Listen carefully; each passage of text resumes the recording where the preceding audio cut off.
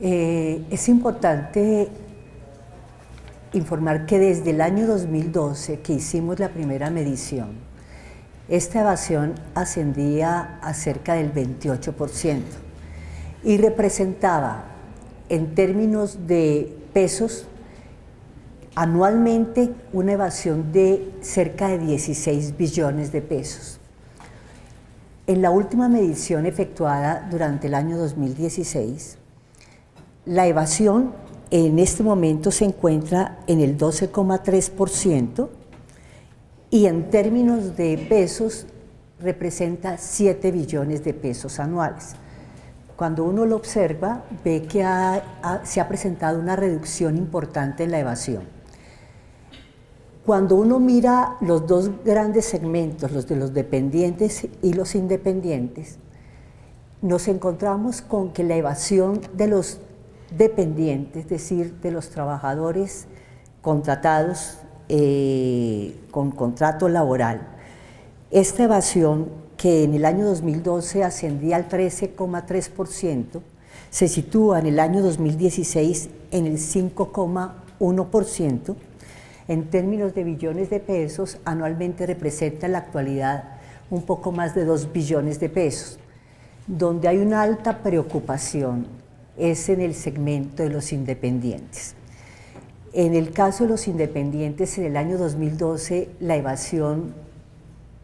estaba alrededor del 80%. Hoy en día esta evasión es del 50%. En términos de pesos, tenemos que hoy es de cerca de 5 billones de pesos y en el año 2012 era de 10 billones de pesos. No obstante la reducción de la evasión, nosotros consideramos que todavía tenemos mucho esfuerzo que hacer y nuestro propósito es lograr incrementar el cumplimiento de los obligados. Hemos venido desarrollando distintas acciones. No todas son coercitivas, intentamos a través de capacitaciones, jornadas de orientación, acciones persuasivas a que el obligado cumpla antes de entrar a utilizar el instrumento coercitivo que es a través de la fiscalización. Nosotros recordemos que el proceso nuestro es un proceso totalmente reglado, que no basta con que nosotros nos pronunciemos con el requerimiento para declarar o corregir, sino que esto llega hasta agotada la vía administrativa, que es cuando se interponen recursos hasta que resolvemos el recurso, y aún ellos cuentan con 4 meses para decidir si esa controversia la quieren llevar a los estados judiciales. Entonces, nosotros tenemos cerca de 20.000 procesos en total, cerca de 20.000 procesos en los cuales hemos hecho fiscalización.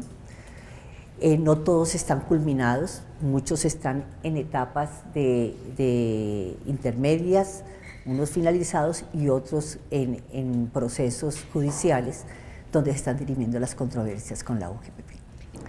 Yo sí creo que se requiera la reforma, pero no me voy a centrar en lo que todo el mundo se centra, y es cómo reducir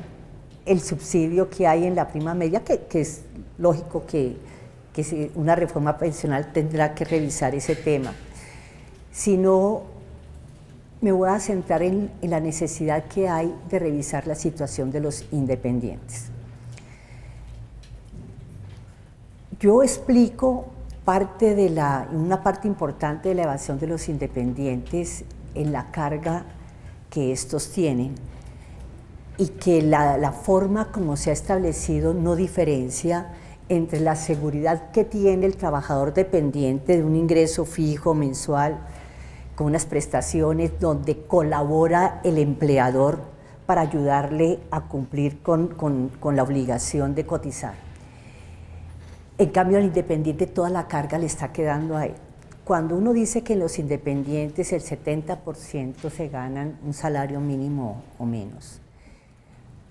y que la norma establece que no hay pensiones, no hay cotización inferior a un salario mínimo, por más que la ley del plan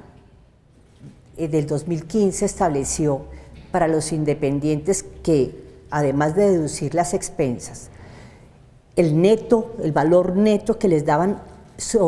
tenían que cotizar por lo menos el 40% de ese valor, es decir, que les suavizó la carga. Pero al existir la restricción de que no existen pensiones, ingresos básicos de cotización inferiores al salario mínimo, ¿qué quiere decir? Que todas esas personas que por ingresos están obligados porque se ganan el salario mínimo, cuando le van a aplicar el 40, no se aplica tienen que cotizar sobre el salario mínimo, pues la verdad la carga es sumamente onerosa y toda la obligación está en cabeza del independiente. Entonces, como una persona de salario mínimo que no tiene las prestaciones que tiene el dependiente, está obligado a cotizar de esa forma y esas son las reglas que existen. Entonces, si queremos realmente reducir la evasión y contribuir a que haya un aumento considerable de la población en edad de pensión que la pueda disfrutar, hacia ese lado consideramos nosotros en la UGPP que toca centrar enormemente la atención.